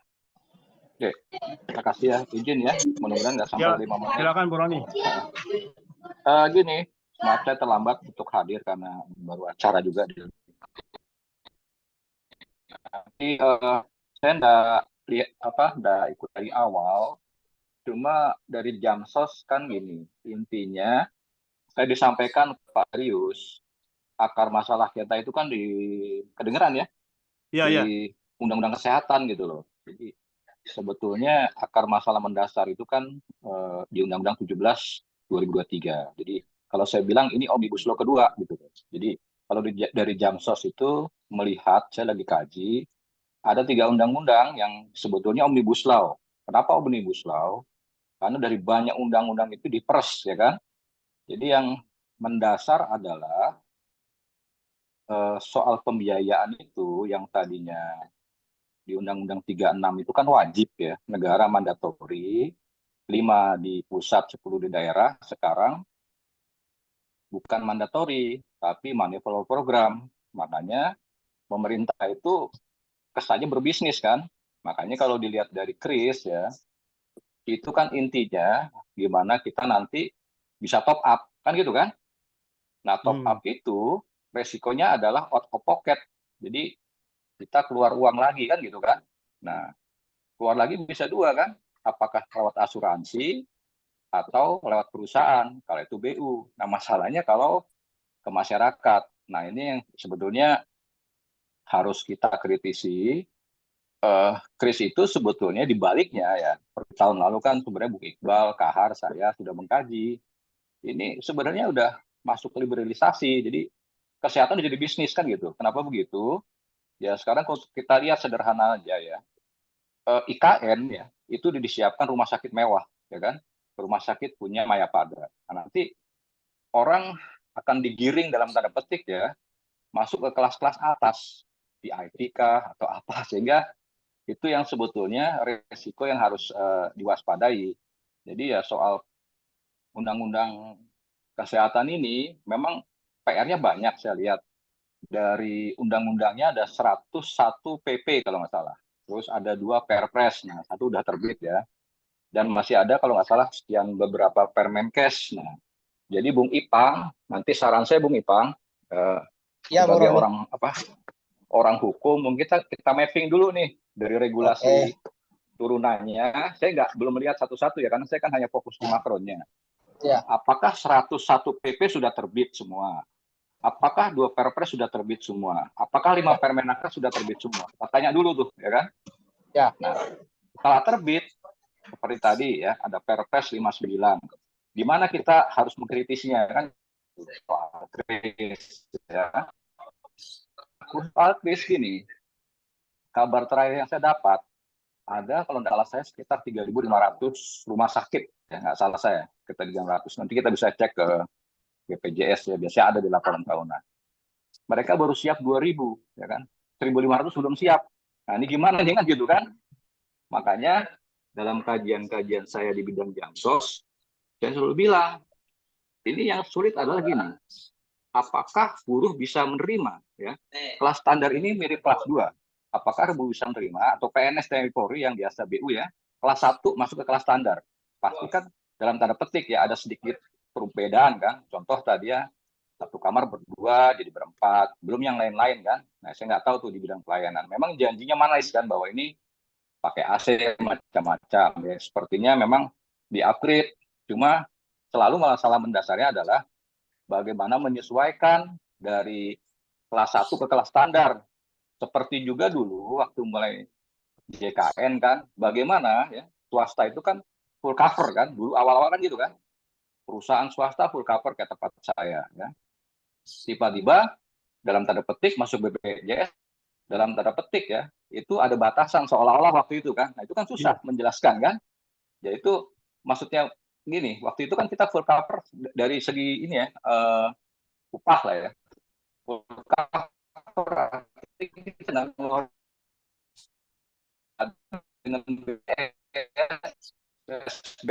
waktu itu kan usaha 4% ya kan. Ini pengalaman saya dulu ya, waktu di awal beberapa teman-teman KJS.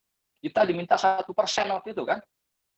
Itu kita tolak awalnya, makanya ada 2 itu tahapannya, 4% plus setengah baru 1% kan gitu kan. Karena kita butuh apa nih kan, butuh jutaan jumlah ya kan. Gimana kita mensosialisasikan, memberi paham itu jadi tasik kita juga, nggak bisa ujuk-ujuk buruh dari kelas 1 masuk kelas standar. Kita belum tahu nih. Karena dari kesiapan rumah sakit, kalau nggak salah saya, nanti kita lihat lagi, itu kan baru 70%. Dari 3.000 baru 2.000. Artinya kan masih ada 1.500. Nah, resiko kris itu kan sebetulnya, pemahaman saya, itu butuh uang untuk mengupgrade rumah sakit, membongkar rumah sakit, membongkar fasilitas lah, kasar contoh beli AC macam-macam. Itu kan butuh modal. Nah, nanti ya, ini kan dari sinyal pasti akan, apakah betul bahwa kris itu nanti iurannya sama dengan kelas 3, tapi manfaat kelas 2. Nah itu yakin nggak kita? Nah itu kita kaji lagi itu. Jadi sih sementara itu ya. Jadi apa namanya, hal-hal yang menurut saya harus kita telah lagi ya. Pertama soal regulasi dan tadi soal implementasi. Makanya kalau pandangan sementara saya ya silakan saja, kalau PNS TNI Polri mau masuk di kelas standar silakan dulu kan gitu kan, guru belakangan deh, kasarnya gitu.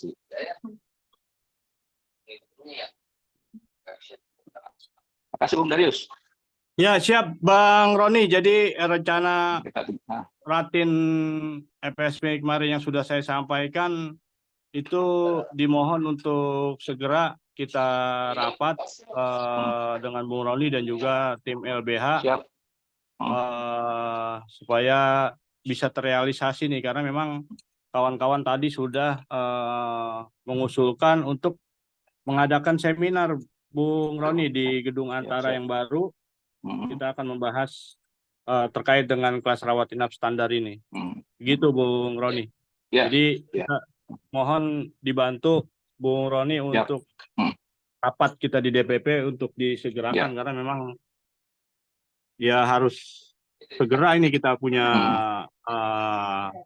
peluru-peluru untuk perang melawan DJSN maupun ini aja. Kalau saya taktis ya, karena saya ada 2 pekerjaan. Saya ini pertama ada pekerjaan soal TER juga ya kemarin disampaikan. Jadi kalau mau rapat, saran saya ya udah Selasa besok aja putusin, ya kan? Rapat persiapan, jam password, nanti seminarnya kapan, nanti karena saya harus lanjut. Ada yang lebih agak bukan krusial, sangat tersentuh langsung sebenarnya soal TER itu kan. Rata-rata, nah itu udah berdampak. Iya benar. Itu juga saya lagi kejar waktu gitu. Iya, bidang jaminan sosial apa aja emang yang dihajar sama itu. Ya makanya kalau memang disepakati oleh Bung Darius, kita janji Selasa lah kita coba rapat. Nanti saya lapor ke Bung Presiden. Siap. Cukup ya. Siap. Terima kasih Bung Roni. Bung Ipang, ada lagi yang mau disampaikan? Mohon izin Pak Ketua, masuk. Siap. Pak Ketua, terima kasih setelah saya menyimak dari pemaparan dari para punggawa-punggawa Jamkeswot DPN, ada Bang Ipang, ada sampean Bang Darius, hormat kami dari Probolinggo. Siap. Dan kawan-kawan yang lain, saya mengambil ada beberapa hal dalam seminar itu, sangat mendukung sekali seminar itu, kalau itu diadakan, karena nanti seminar itu kita buat propaganda. Kita buat propaganda seminar itu. Karena apa? Karena pemaparan dari Bang Ipang tadi Dirhum kita, bahwasanya kita masih belum bisa mengidentifikasi masalah-masalah yang berkaitan dengan kris karena ada penerapan kris yang belum dipublikasikan. Nah ini memang tugas kita sebelum melakukan seminar kita harus melakukan investigasi ke sana. Betul. Itu satu. Jadi kita punya isu-isu yang harus kita lempar nanti gitu. Lah, terus yang kedua adalah tentang masalah regulasi. Regulasi ini di Indonesia di akhir-akhir detik-detik Bapak Jokowi mau lengser ke Prabon, ini banyak perpes-perpes yang saya anggap itu ya dikatakan sadis, terlalu kasar bahasanya. Ya mungkin kurang pro lah ke rakyat kan gitu, karena adanya kris ini ada pembatasan kamar kan seperti itu. Nggak usah dibatas kamar saja kita kebingungan, apalagi dibatas kamar kan seperti itu Pak. Nah termasuk lagi kris ini iurannya seperti apa, karena 1, 2, 3 dihapus. Kalau iurannya tuh kelas 3 pelayanan kelas 2 itu udah apa-apa. Khawatirnya di sini bagi apa yang dikatakan Bang Ipang tadi, khawatirnya bagi masyarakat yang tidak mampu, yang tidak punya akses kesehatan selain BPJS itu bagaimana. Nah ini perlu identifikasikan, perlu di list. Dan ini untuk regulasi ini Pak, itu mungkin tim LBH nanti bisa mengkaji dan tidak cukup mengkaji menurut saya. Karena apa? Karena ntar lagi nih kita di bulan 10 nanti, ini kan berlakunya 2025 kan masih? Iya. Nah, ini di bulan 10 nanti Prabowo Gibran dilantik. Mungkin ini cuma inisiatif usulan dari saya. Mungkin ada orang-orang kita yang harus masuk jadi tim di sana nanti. Karena apa? Kabar yang saya dapat dari beberapa media, pelaksanaan yang uji coba sekarang ini nanti akan dievaluasi dan akan terbit perpres lagi. Seperti itu. Masalah biaya apa kan gitu. Lah untuk seperti itu, jadi kita ini sekarang bekerja sama dengan asosiasi rumah sakit swasta yang mana yang dikatakan Bung Roni barusan ini jelas mengeluarkan biaya, ya kan? Halo. Iya, ini kan mengeluarkan biaya untuk pelaksanaan kris ini. Lah itu kita provokasi mereka itu agar menolak adanya kris ini, yaitu agar apa? Agar tidak menambah biaya, gitu saja. Dan itu senjata kita untuk melakukan propaganda nanti. Gitu loh, Pak. Terima kasih itu dari Probolinggo, saran kami, usulan kami mudah-mudahan menjadi catatan bagi tim BPN Jamkeswot pusat. Terima kasih. Assalamualaikum. Ya, siap. Waalaikumsalam. Terima kasih Bu dari Probolinggo. Artinya memang nanti surat instruksinya akan menyusul lewat surat bahwa kawan-kawan di daerah untuk segera mengidentifikasi data terkait dengan kesulitan-kesulitan rumah sakit yang ada di wilayah masing-masing atau di daerah. Pasti mereka punya kesulitan. Ini menjadi dilema, Bung, untuk kawan-kawan di rumah sakit. Kalau mereka keras untuk menolak, maka nanti akan dipaksa tuh. Bisa jadi kan diputus MOU-nya dengan pihak BPJS. Nah, itu jadi masalah lagi buat rumah sakit di daerah kalau mereka tidak bekerja sama dengan BPJS Kesehatan. Mohon izin, Bung. Bukan berarti menolak. Bahasanya di sini bukan menolak, gitu loh. Artinya apa? Ini kan sebuah kebijakan yang diterapkan dalam sebuah perpres, apapun bahasa hukumnya. Nah, di sini apa istilahnya itu tim perumus nanti itu harus ada orang kita di sana, gitu loh maksud saya. Gitu. Artinya apa? Kendala-kendala itu kita bisa aturkan, gitu loh maksud saya. Kalau menolak pasti resikonya besar ke rumah sakit, akan diputus, gitu loh. Oke. Terima kasih. Ya, dapat dipahami. Ya, terima kasih kawan-kawan dari Probolinggo. 2 menit, silakan, Bung Ipang. Ya, mohon izin 2 menit ya. Tadi disampaikan Bung Roni memang benar, kita sudah melakukan mitigasi terkait ketentuan yang harus pelaksana teknis ya, dari Perpres maupun dari Undang-Undang SSN. Nanti saya share beberapa ketentuan yang sudah diterbitkan dan yang belum diterbitkan. Terus yang kedua, kita juga akan share dari bidang dari Direktur Hukum dan Anggaran, nanti kita share lagi terkait metrik dari Perpres 82, 75, 64 hingga Perpres 59 ini. Nanti kita share ke seluruh relawan, jadi kita pelajari dan kita diskusikan bersama. Tapi kembali lagi Bang Der, bahwa kritisi itu harus ada solusi. Oke, Sudah saya sampaikan, benar-benar. kita memang kritis, ya iya, tapi kita harus memberikan solusi. Perlu Iya. dicatat juga bahwa solusi dari permasalahan ini sebenarnya satu. Yang jelas, mandatori itu harus ada jaminan. Kewajiban mendaftar itu juga harus ada kewajiban untuk melayani. Iya. Yang kedua, karena hari ini DJSN itu masih mengekor di Kemenko PMK, yang teman-teman tahu, Kemenko PMK itu politis. Karena DJSN itu yang nyusun sistem DJSN itu masih ngikut baik anggaran operasional dan sebagainya di Kemenko PMK, maka harusnya DJSN itu lembaga tersendiri seperti KPK. Sehingga koordinasi dan komunikasi lebih independen, lebih gampang, lebih mudah, tidak terintervensi terhadap kekuasaan maupun kepentingan-kepentingan lain. Kalau masih mengekor di Kemenko PMK, saya yakin DJSN ya akan terbelit, susah. Banyak kepentingan. Terus yang ketiga adalah membentuk bank jaminan sosial atau dana amanat. Ini kan sebenarnya dana khusus, bukan dananya pemerintah. Ini dana negara, jadi harus dipisahkan antara negara dan pemerintah. Maka usulan kita yang ketiga adalah membentuk badan dana amanat nasional. Sehingga kita tahu uang kita itu untuk apa, kita tahu. Bukan hari ini seperti kita kali ini ya, baik dari kerjaan maupun kesehatan. Itu sekarang dirongrong oleh pihak Kementerian Keuangan, saya yakin, sehingga dipersulit untuk klaim dan sebagainya. Itu akan menjadi masalah ke depannya. Yang keempat adalah terkait rasionalisasi iuran. Iuran itu bukan ukuran nominal ya, harusnya persentase. Karena nilai statistik dari uang itu di setiap daerah itu nggak sama. Tentunya 75.000 katakanlah. Tadi saya sebutkan 75.000 di Jakarta atau di Surabaya itu kan beda dengan 75.000 di NTB ataupun di daerah lain. Harusnya persentase. Yang kelima adalah terkait masalah UHC tadi dikeluhkan Bung Joli juga. UHC itu harusnya adalah ukuran standar tertentu. Kita harus memitigasi atau mengevaluasi terkait UHC di daerah itu. Benarkah mereka UHC? Benarkah lainnya sudah cukup? Kalau Bung Roni menyampaikan benar ke rumah sakit sudah sekian ribu kamar, itu juga harus ada korelasinya. Tapi yang jelas dari hasil kita diskusi dan poin terakhir terkait masalah solusinya, kita harus melakukan restrukturasi jaminan sosial, baik skala regulasi maupun implementasi. Plus strukturalnya. Saya yakin teman-teman kurang paham ya, bahwa BPJS Kesehatan, petugas BPJS Kesehatan itu punya asuransi tambahan. Sehingga mereka enggan kalau kita bilang, kalau kamu mau merasakan apa yang kamu berikan sendiri, ya coba saja sendiri. Mereka sendiri punya in-health. Nah itu kan mengurangi biaya, mengurangi pengeluaran. Apalagi kalau kita mengukur anggaran itu berdasarkan jumlah pendapatan iuran saja. Sebenarnya tidak.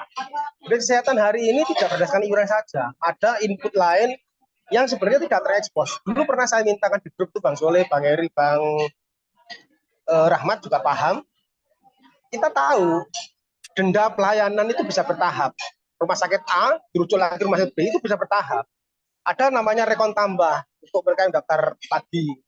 Ada nanti iur biaya. Nah, uang-uang itu, uang input itu mau masuk kemana? Padahal itu tidak masuk iuran. Tapi itu tidak terekspos. Sama seperti juga dengan benefit ketika kita membayar BPJS melalui Indomaret, Alfamaret, maupun toko retail lainnya. 2.500 itu per kali transaksi ya, bukan satu akun ya. Kalau 5 orang, 25.000 kali 5. Itu kan nggak masuk akal sebenarnya. Biaya admin itu harusnya nggak dibebankan. Itu harusnya terpotong otomatis ataupun menjadi tanggungan negara. Seperti yang disampaikan Bang Zule terkait kita melakukan video panggilan ataupun permintaan customer service-nya BPJS Kesehatan. Nah, kedepannya hal seperti ini akan memudahkan masyarakat dan meminimalisasi biaya sehingga mendapatkan benefit lebih. Kemarin kita soroti masalah aplikasi ya. Tidak semua orang tahu bahwa aplikasi BPJS Kesehatan itu sangat besar biayanya. Anggaran yang dibutuhkan mereka juga sangat luar biasa. Kita nggak tahu server yang dipakai itu yang mana. Informasi memang ada simpati ya. Kalau terus kanal Pandawa itu counter pusat senternya itu dari Surabaya. Tapi kita tidak tahu Surabaya sebelah mana, senternya mana itu nggak tahu. Sehingga kita itu sebenarnya bermain gelap-gelapan di sistem ini, terutama sistem kesehatan. Tadi Bang Roni menyoroti sistem kesehatan.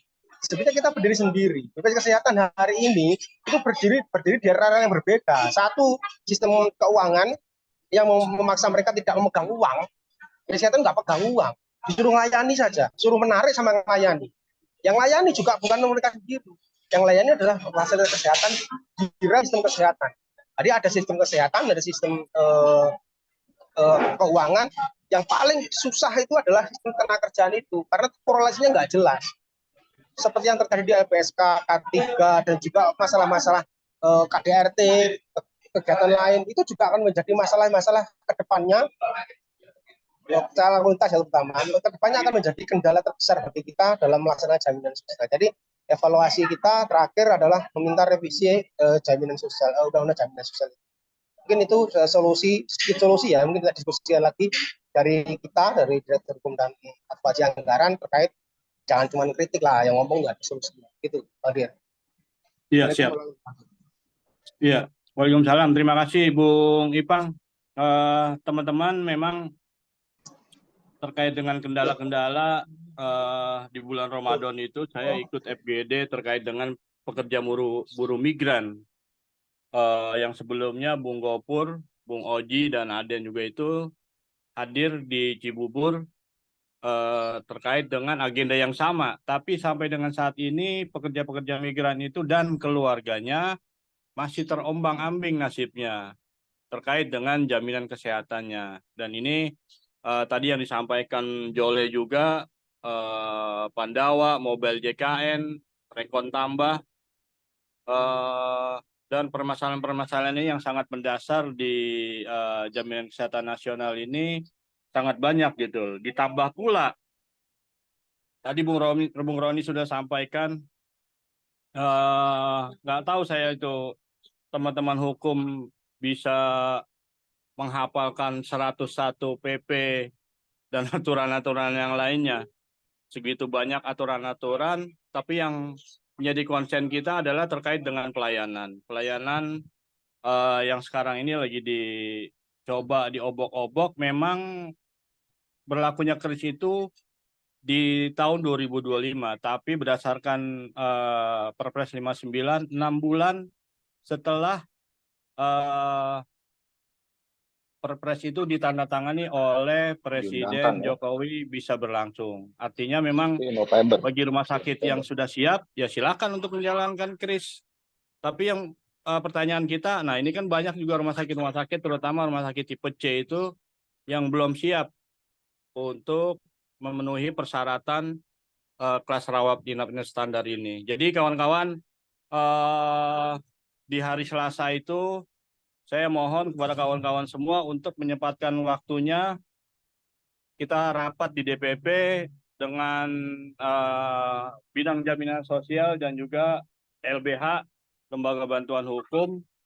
Dan saya harap kawan-kawan DPN itu bisa turut hadir untuk mengikuti rapat di hari Selasa. Nanti yang saya akan berkoordinasi dengan Bung Riden selaku pimpinan dan juga Bung Iqbal selaku pimpinan kita di KSPI dan juga di Partai Buruh. Mungkin itu kawan-kawan, tadi usulannya adalah 1 bulan sekali kita akan melaksanakan Zoom. Hari ini di bulan Mei, berarti di bulan Juni itu nanti kita akan melakukan Zoom kembali secara nasional. Ini awalan, mohon maaf, mungkin masih banyak kekurangan di sana-sininya, karena memang ini sifatnya dadakan, tapi mudah-mudahan tidak mengurangi esensi dari apa yang kita bicarakan pada pagi dan menjelang siang hari ini. Terima kasih kawan-kawan semua, semoga kawan-kawan selalu diberikan kesehatan. Sebelum kita tutup, izinkan saya untuk mendoakan kawan-kawan relawan Jamkes SWOT yang sudah mendahului kita. Kita kirimin suratul Fatihah buat Bung Bari Silitonga bin Surung Silitonga, Mbak Sumarni Jamkes SWOT Bekasi, Nanang Kosim Jamkes SWOT Kerawang, dan juga istri dari Bung Ukrai di Bandung, dan juga istri dari Bung Boim di Kerawang. Mudah-mudahan diampuni segala dosanya, dimasukkan ke surganya Allah Subhanahu wa Ta'ala, dan juga diluaskan alam kuburnya. Al-Fatihah.